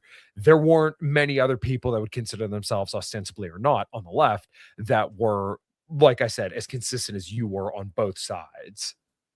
Yeah, that's why they wouldn't talk about it, because they were like, oh, I feel like I'm like protecting. No, like what? No, damn that. If this man, because if my immediate thought was, this man was so pro-Israel that the mere thought of him not being pro-Israel could have potentially led to his assassination. Oh, that's a problem. That's a whole problem for everybody, especially because people seem to forget the context. People are getting kicked out of college for being pro-Palestine or quote unquote anti-Israel or anti-Samantha. Like people are getting they're threatening to take their visas. Like, no, and this man was effectively uplifted into stardom. He was carried by he didn't pull himself up by his bootstraps, but he was damn sure carried by somebody dragged him into fame. Based off, like, he's a kid who couldn't get into college, made a big deal about it, and like basically became a professional complainer, and then leveraged that into this massive organization, like an organization that should have never been able to be that big. I don't give a damn how, like, it wasn't that talented of a personality. Like people think that he was like an extremely like no, he really wasn't. Like, if you actually go back and look at his stuff, there are much more talented, sensible conservatives that aren't sensationalists. Like that's a fact. He wasn't as talented as people made him out to be. He was a legend, but it wasn't for the right reasons, in my opinion. Exactly. But he was still somehow able to create this massive organization, be in charge of hundreds of millions of dollars, and have the type of influence that could change a president's mind on any given issue because they're worried about how Charlie's followers will react. That's organic, people. That's not organic. And the way he went out and the way the FBI is still covering it up. Still. Right. Bro. Yeah, we need to figure out why. I don't give a damn if it's Fred Hampton or Charlie Kirk. If someone else is assassinating people in our country for the benefit of their country, we need to figure that shit out. It is a problem. Yeah, and how people didn't just say, hold up, like, there's so many holes in this, and if this is what it could potentially look like, as in a foreign country coming in and killing Charlie Kirk, which once again, my position has always been, I still don't know. We're probably never going to know the truth, but we definitely got little tidbits. Then we have to know what the hell's going on here. And to add to your point about the way that, you know, the people who are anti-Israel are being treated, I always try to frame this specifically to more right-leaning people like this. Okay, so in 2020, when there were riots going on and private businesses got damaged, right? The police were told to stand down in some cities, right? Fast forward to 2025, where there's college kids protesting against Israel peacefully. They send the military in to stop kids from protesting Israel. Okay, if you got a private business, they tell you get fucked. If you protest Israel, a foreign country in the US, they will send the military to your doorstep to stop you. If you want to know how serious the US is about protecting Israel. And like, there's still people who argue with me about like, oh, well, anti-BDS laws are because of anti-Semitism.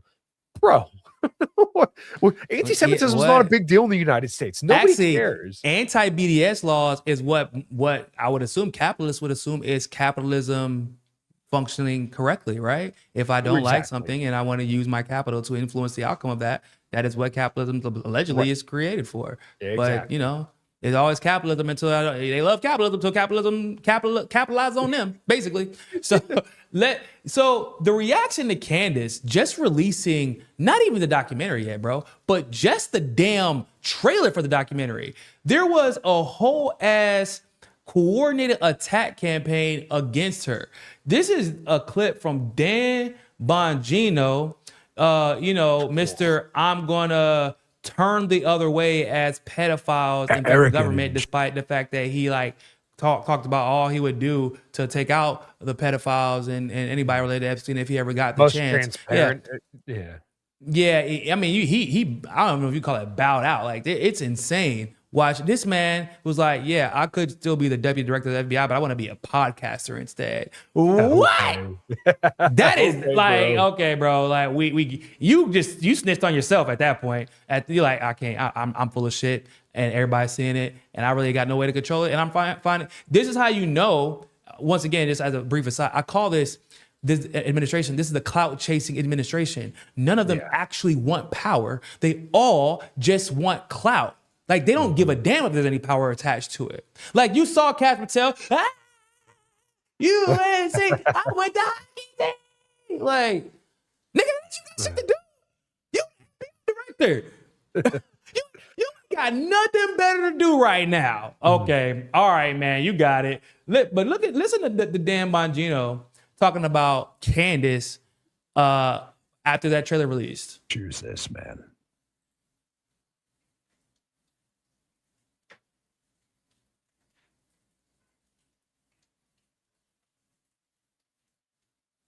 She didn't choose this. Kyle, you sure about that? Erika didn't choose his life? Erika didn't choose the public attention? Yeah. She didn't choose this? Because it looked like she has been trying to choose this based off of the evidence that we have since she was a teenager. Yeah, pageantry. Your parents are military, or basically have contracts with the military. You know, your family's related to all these casino owners. You met your husband in, you know, Tel Aviv. I don't know, man. You're Trump's talent director out of nowhere, which you weren't even qualified for that. You run a child trafficking ring in Romania. Hey, it's a nonprofit for adopted kids or for orphans. Yes. We can't confirm nor deny, despite all the overwhelming evidence, that kids were trafficked, even though there were definitely kids trafficked there while she was there, and she also can go back. That might just be a coincidence. But yeah. Also, the sparklers for me was probably my point where it was like, nah, she definitely is choosing this attention. She is choosing at this point. Well, because when a grieving wife doesn't want attention, she just disappears. Yeah. Well, and once again, kissing the hands of your dead husband for the gram. I'm sorry if I can't look past that. Like, if you just maybe took a picture at the funeral, I'd be like, yeah, that's weird. But the extended video of kissing the hands. Yeah. The angle. Yeah. Just the lens work. Like, I'm trying to imagine a grieving a widow, which is what we're supposed to believe this is, telling her friend, please record me doing this. Like, hey, no, have you actually tried to like imagine like the cameraman like at that moment? I ran that scenario through my head, like, bro, it's like there's no position that man could be in that I don't think is fucking hilarious. Like, yes, that's it. That's right there. Yeah. Hold on, make sure you get this angle of his hands. It makes him look bigger. Look up, do the thing. Yeah. Wait, napkins. You're back home. Oh man, but yeah, no, she definitely chose this. Imagine sitting there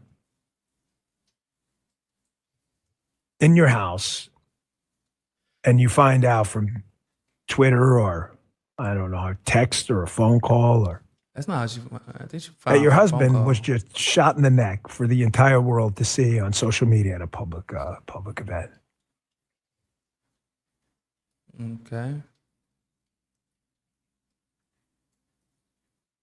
I can't imagine that. I know you can't either. Then you got to go through this. Go through what? The sparklers. Yeah, you got to walk through sparklers after your husband gets shot in the neck.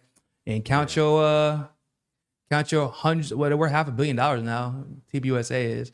And you got to throw them heavy ass hats into the crowd. Man, I know that them hats is pretty heavy. But yeah, I can't imagine. I damn sure can't imagine losing my wife and then becoming $500 million richer. That's for damn sure. You are right about that. I can't imagine. I could never imagine. And you got a bunch of absolute fucking lunatics sending her emails. You did it. Comments, tweets. Kyle, real quick. I got a question for you. Do you think that average people have Erika Kirk's personal email? No. And I'm sure who? as somebody that's been as somebody who's been podcasting for a lot of years, it's sometimes difficult to get emails to people.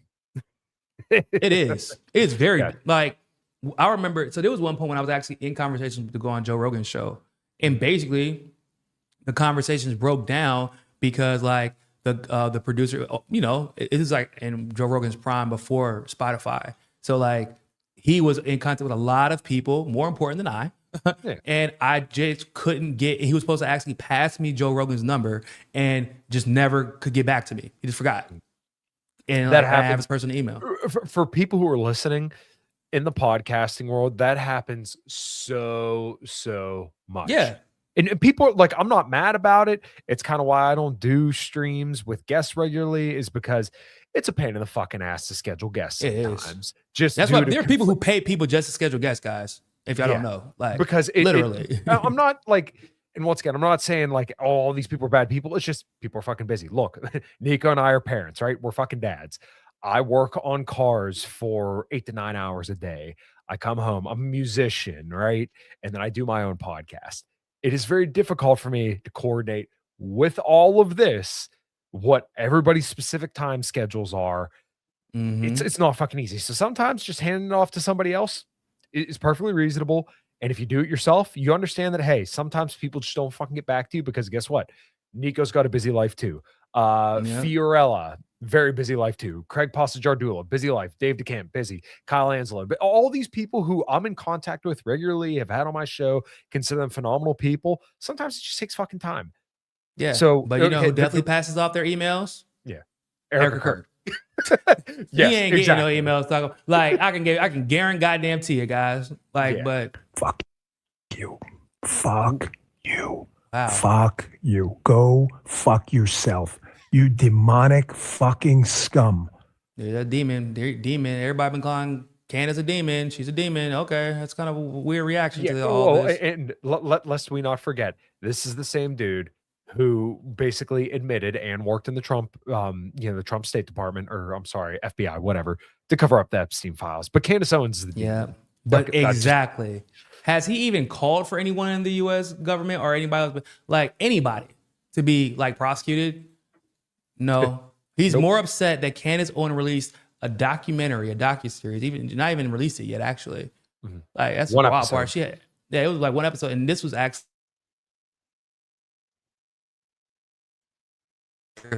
shit. I'd be attacking Erika's character all the goddamn time because once again, I have a wife, and if my wife acted like that, we would have problems. So yeah, I'd be attacking her character, but Candace didn't.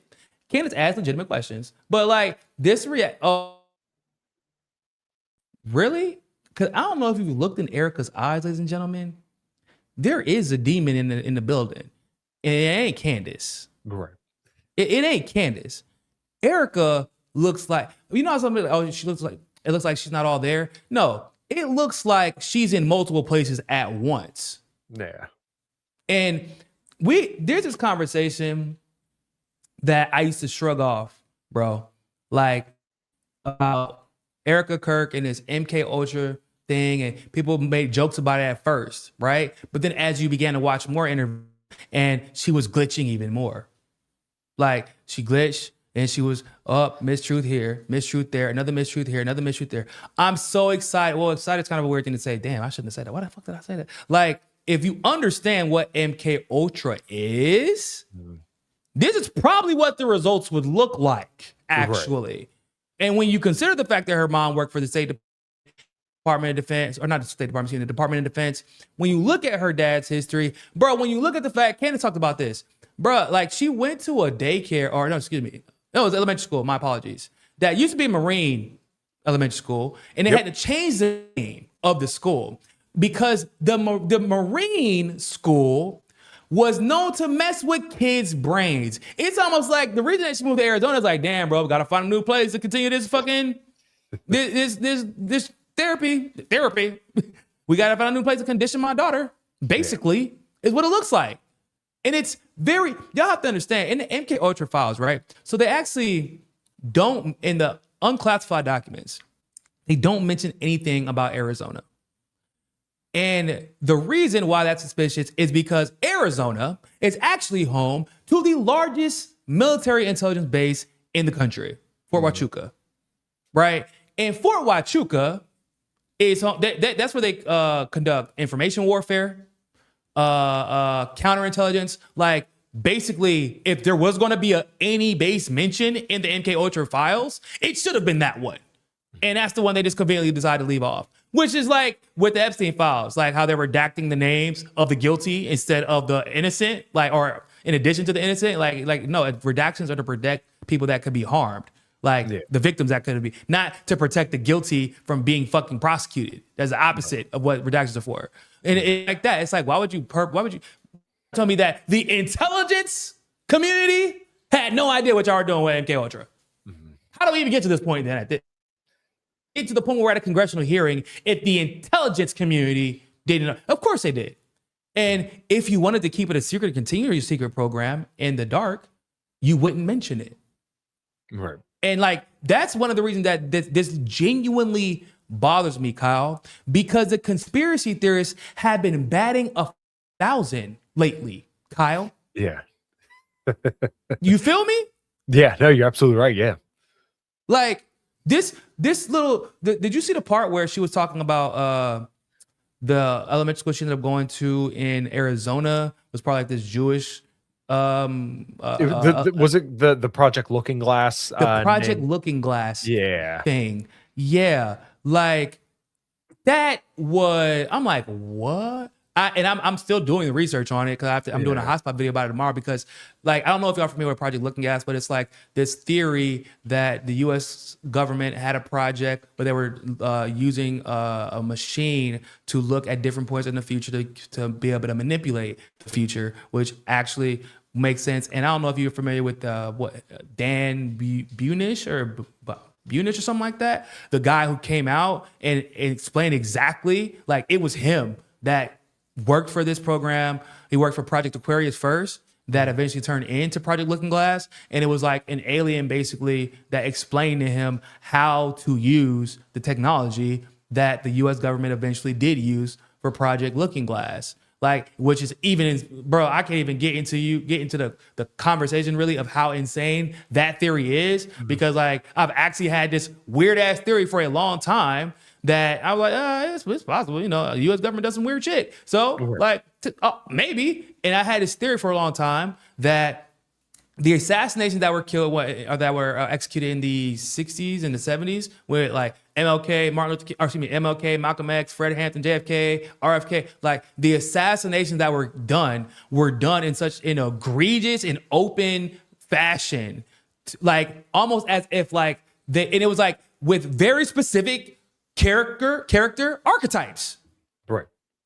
And it was like they were going after very specific type of people that they would see that they could be a threat to the empire.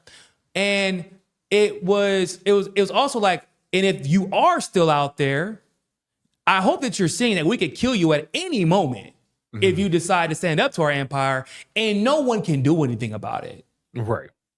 Right. So like, this is right as the world is, and a lot of people weren't aware of it, but there are professional astrologists. Like, I don't know if you know, like the Indian government, actually most non-Western governments have professional astrologists and numerologists, right? Like part of their government.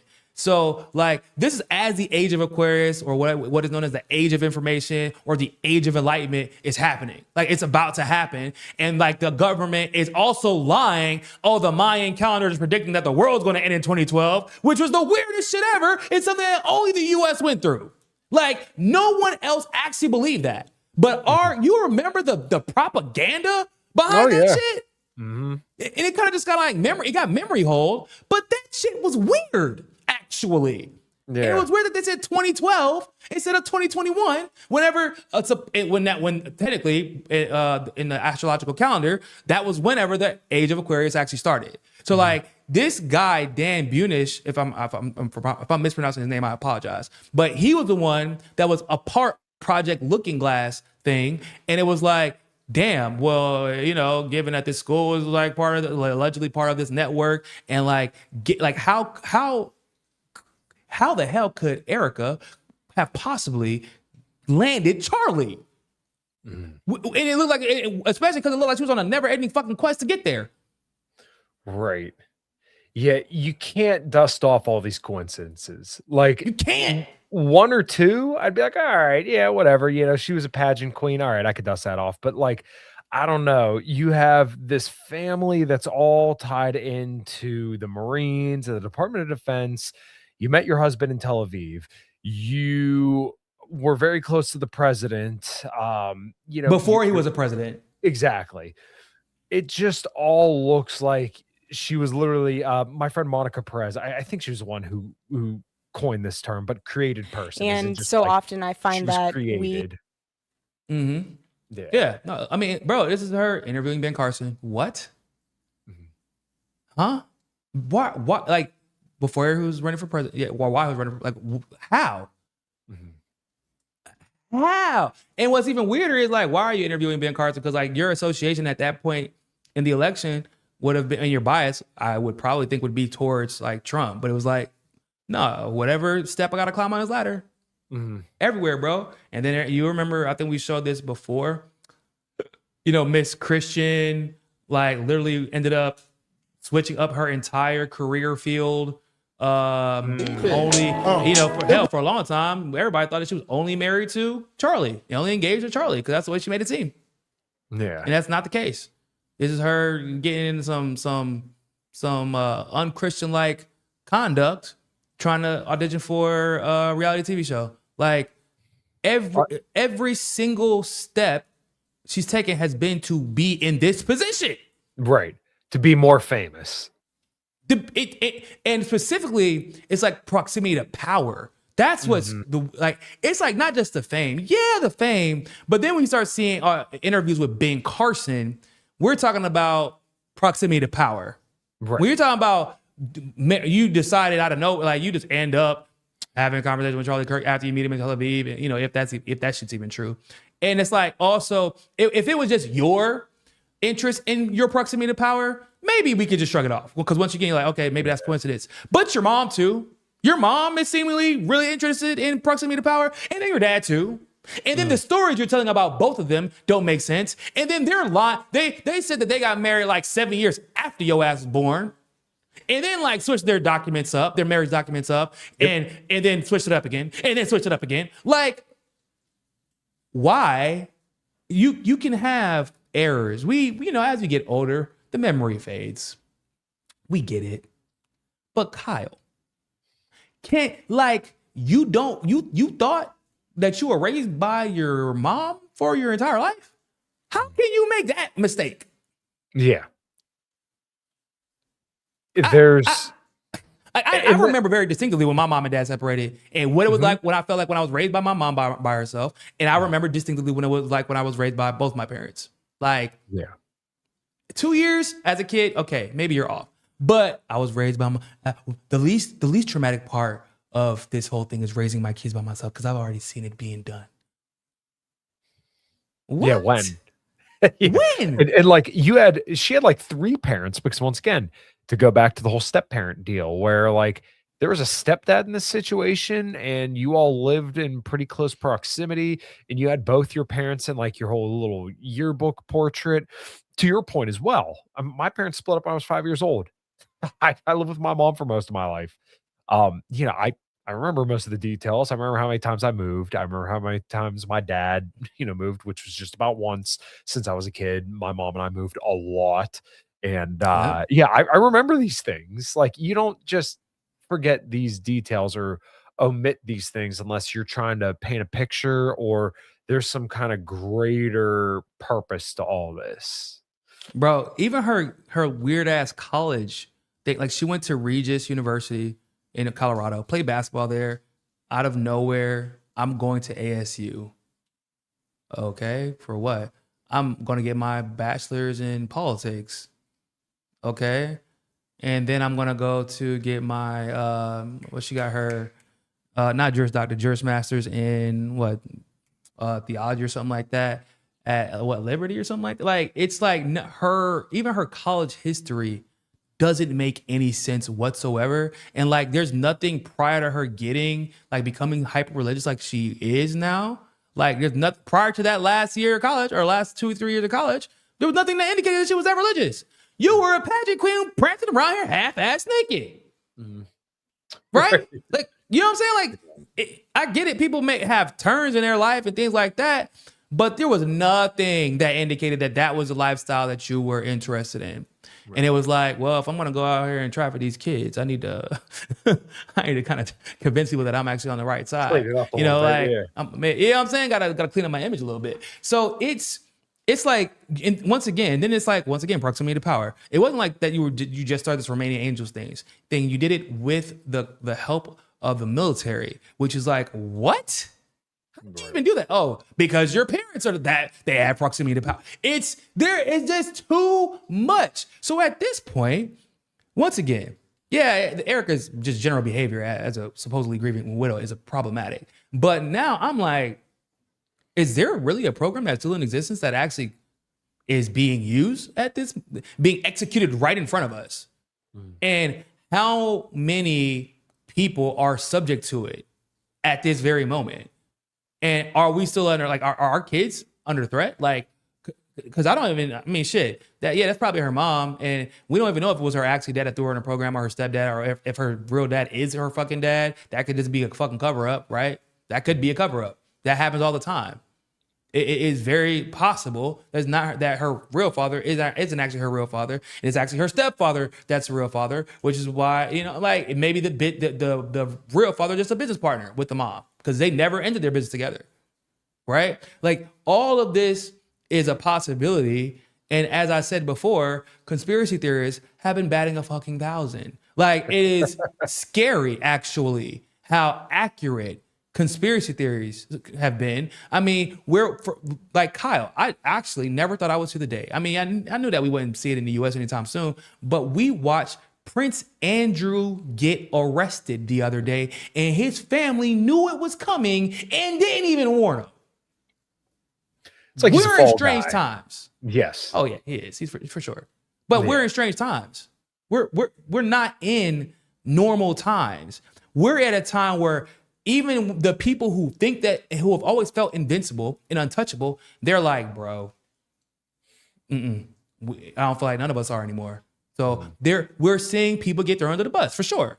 Like, yeah, Fall Guys, for sure. But like the former prime minister of Norway just tried to kill himself because of his files. These files, by the way, because remember what Pizzagate happened? What they say? Conspiracy that was theory. laughable. Conspiracy theory. Laughable. And pizza and shit shows up in the Epstein file. It was nuts. I remember when that what's that furniture company, that online furniture, Wayfair?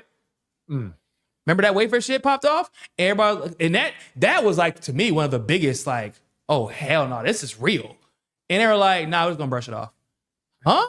You accidentally made a drawer, like a two drawer dresser, $7,000? Huh? Yeah, you go to the classic urban moving systems back in for 2001. You talk about 9/11. Like, oh, what the hell's going on there? Israeli art students and dancing Israelis, and they were told, oh, you can't do anything about them. Everything has been true. Like it's worse is like, and what's crazy is like you can make the argument like, damn, some of these conspiracy theories that y'all had come up, they're actually worse than what you thought they were. Like it's worse. That's what we're coming to find out. And that's probably my biggest takeaway from this entire Erika Kirk situation is as important as it is to discover why Charlie got assassinated, who killed him. I feel like once again, getting down to the truth is always important. This Erika Kirk situation that they seem like they might have jumped the gun on it, thinking that she was ready for something, that she was conditioned for something that she was not yet prepared for. And if we answer this Erika Kirk question, we could break everything. Everything could come out. Everything could come out, guys. That's what that's the feeling that I have instinct. I remember, bro, whenever I discovered like that Bernie Sanders was getting cheated, and like I had a feeling beforehand. Just emails, some of the weird behavior with some of the staffers that were coming into the state. And like, I remember the first email that I had from a staff from a different state saying, hey, I need to talk to you. And before I opened it, like I was sitting on the beach. It was during spring break.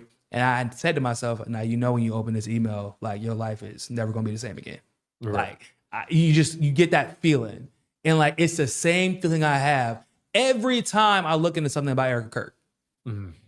Because I'm like, all this shit is coming into it. It's like we're watching this movie. Like, the movies that are like emotional fucking roller coasters and the plot, like woo, woo, woo, woo. And like everything is like coming to a climax, it's colliding. Like that's what I feel like with this Israel situation, with Iran, with Charlie Kirk getting killed when he got killed, as everybody's coming after and going after Israel. Like nobody likes him anymore. With Bibi Netanyahu never shutting the fuck up. Like he just won't go away. Like he just keeps talking. Right with Trump getting he got bruised on his body and bruised on his hand, and Republicans are like a deputy FBI director just walked the fuck out one day, guys. Like Dan Bongino just walked out of his job. That is not happen, guys. Right. He left before he could collect retirement. That's not normal behavior. None of this is. Pam Bondi she's the reason that Epstein got a sweetheart deal and she ends up as an AG. And like everybody was kind of confused as to how she got the job. Because like there were so many more qualified people. Yeah, to that point, I don't want to interrupt him if his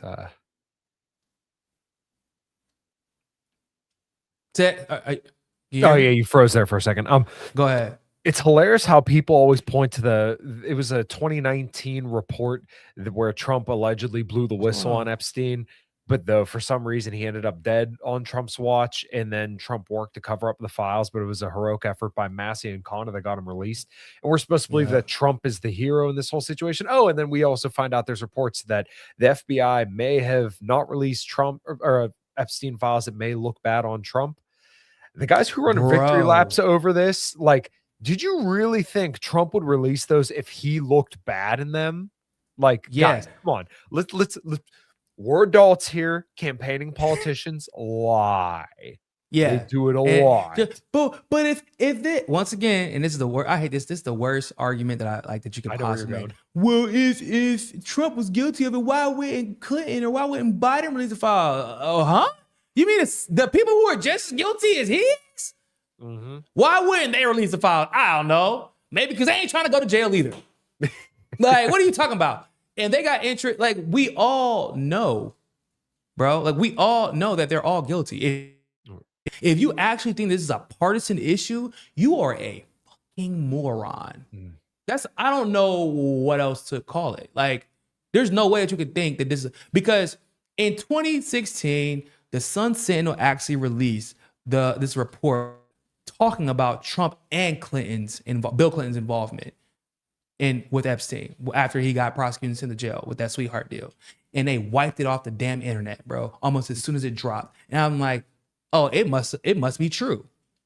Because if it wasn't true about Bill Clinton, then Hillary would use it against Trump. If it wasn't true about Trump, then Trump would use it against Hillary and Bill.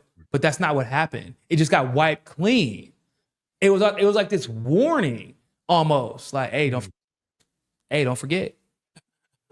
Let me check out the super chat real quick. Yeah. Much love from the 2-6. Hey, what's good? And for my favorite people out there. Could you imagine picking a team like Charlie's? I'm sorry, man, but when you're surrounding yourself with wolves, you can get bit. Nah, hey, real talk. Yep. % agree. Like, I don't see how you really. So I have this theory about how, before we get up out of here, about how these kids who are nerds didn't get no play in high school. When they finally get attention and finally get money, how they act when a pretty girl finally smiles at them. Especially in this particular space.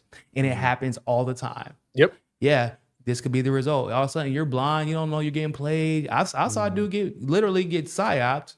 I'm not going to say his name, but he's a popular leftist, bro. Like, a girl came out of nowhere who had multiple charges, had all of them basically expunged for reasons unknown, trafficking charges from one country to another type charges, bro. Like drug trafficking charges. Out of nowhere, expunged. Then she just shows up in the activist community after no one saw her and ends up with this dude. And now he's accused of sexual assault. And he almost had his career ended. In another unfortunate leftist after decides to revive his career. And then that same dude who got his career thrown under the destroyed, threw that leftist under the bus. Yeah, like it's like that. Like I've seen this happen over and over and over again. Shit. There's somebody else. I ain't gonna say, at least he got some money out of it. I ain't gonna say his name either. But it was another one who ended up getting married to an establishment liberal that was already married with 2 kids. Why? Pretty small. I was a nerd. No one liked me, and now I'm cool because I got a bunch of followers. Like, Niko, yeah, it's easy to see how Kyle fell for that. Not Kyle, excuse me. Kyle. Not how Charlie fell for that. Yeah. I mean, I'm kind of glad both you and I, it's like, ooh, we don't have skeletons in the closet. Like, once again, people are feel free to hit me up anytime. If you're if you're in the Pittsburgh area, I'll buy you a drink anytime. You can meet my wife, you can meet my daughter if I trust you. And if I don't trust you, my wife carries more often than I do. And I'm 5'11" and can deadlift 500 pounds. I'm not scared of many people. And even if I was, my bass player's a former Navy SEAL. Trust me, I'll be well off. I'm not worried about much. So I got no skeletons to hide. You can't get me with the liberal money. You can't get me with some MAGA bucks. It's going to take a little bit more than that to even get to me to think about anything else.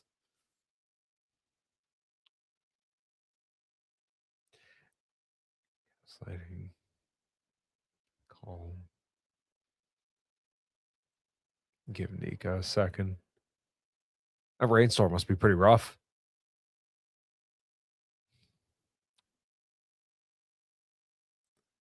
Everybody, make sure you like the stream. We're gonna be wrapping up here in a few minutes, I'm sure.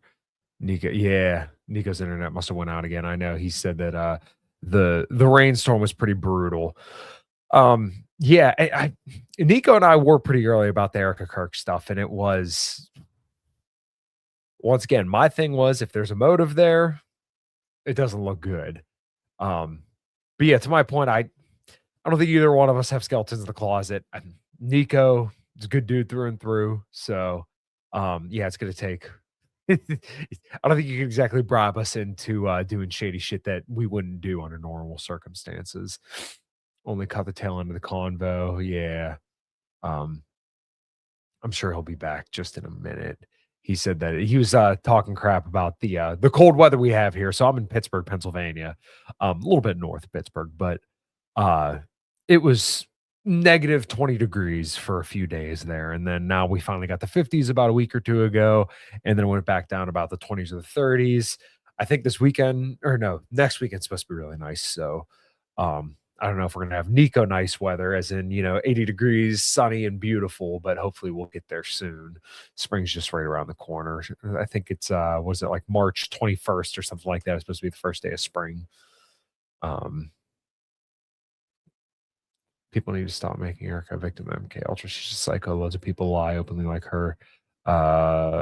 Fix Trump, but Erika isn't made a victim because she's pretty plus blonde.